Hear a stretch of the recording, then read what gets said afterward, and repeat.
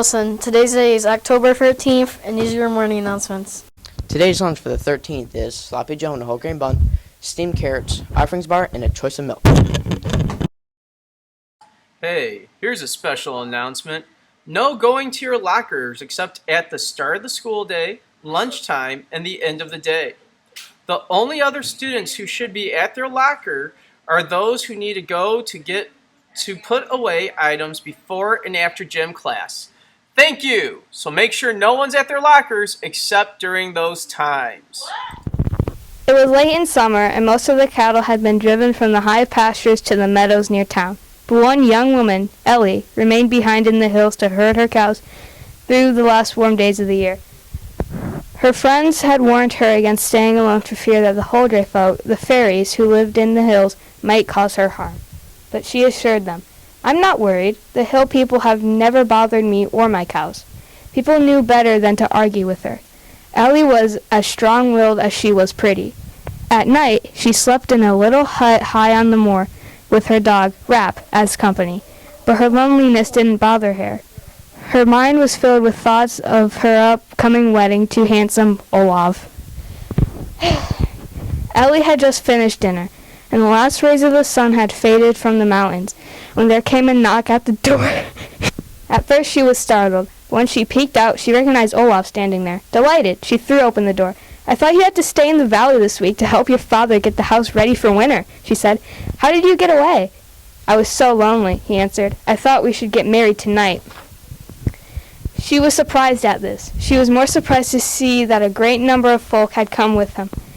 In the light of the full moon, she recognized Olaf's father, as well as many friends with neighbors from the village.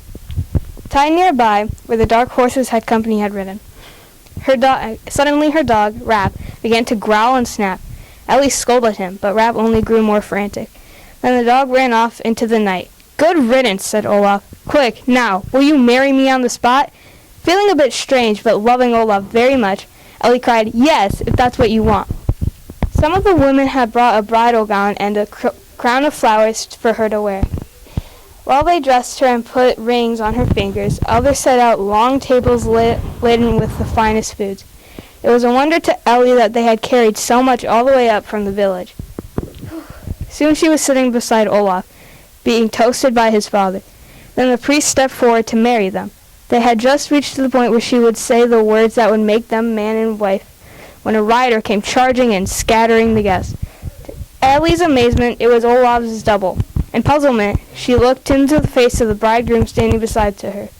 His handsome features were distorted with rage.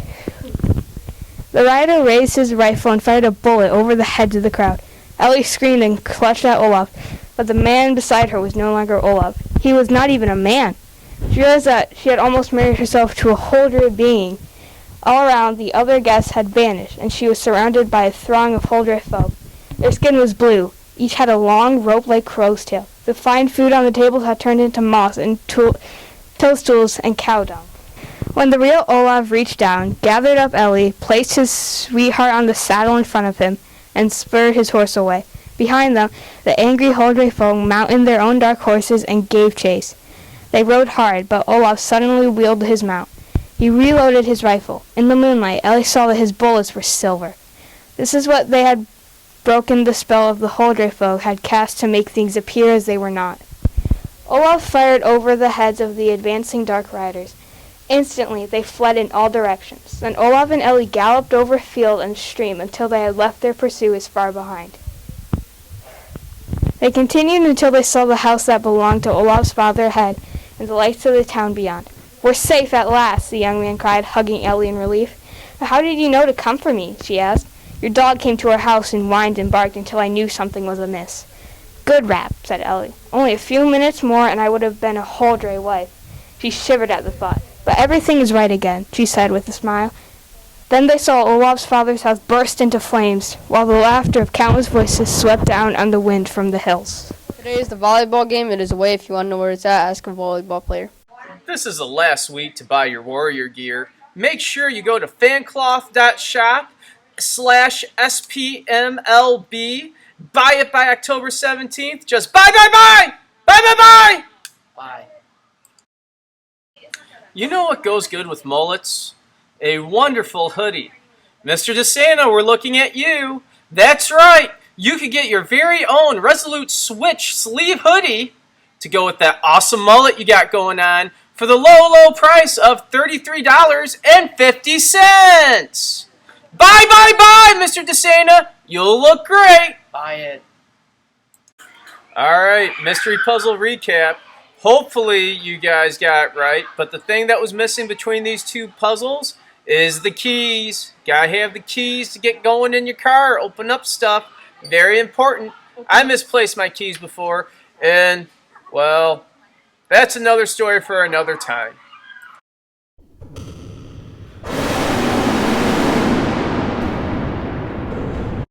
Lunchtime, come on in. Lunchtime, sit on down. Lunchtime, eat some food. What are students saying at lunch? What's your favorite Halloween movie? My favorite Halloween movie is Michael Myers. My favorite's Michael Myers. What's your favorite Halloween movie? Hocus Pocus. What's your favorite Halloween movie? Halloween. Freddy Krueger. What's your favorite Halloween movie? I think it's Jason Voorhees in my. The Joe Brighton cookie good. The Joe Brighton cookies are phenomenal. A little known fact about me. I worked at Joe Brighton in 1990 when I first got hired into the district. So I've been eating those cookies for 32 years. And if you look at me, there's evidence of that. So yes, they are good. Thursday, come buy the Joe Brighton cookies for just $1. Here are some public service announcements from the Wilson Video Crew. Mrs. Rose posts tons of information on her Instagram accounts. Make sure to follow them. PBIS Rewards will be launching October 11th. We are using a new reward system to track your points. What used to be called Bear Bucks is now being referred to as Warrior Points, and they'll be kept in your electronic Warrior wallet. Think Capital One, what's in your wallet.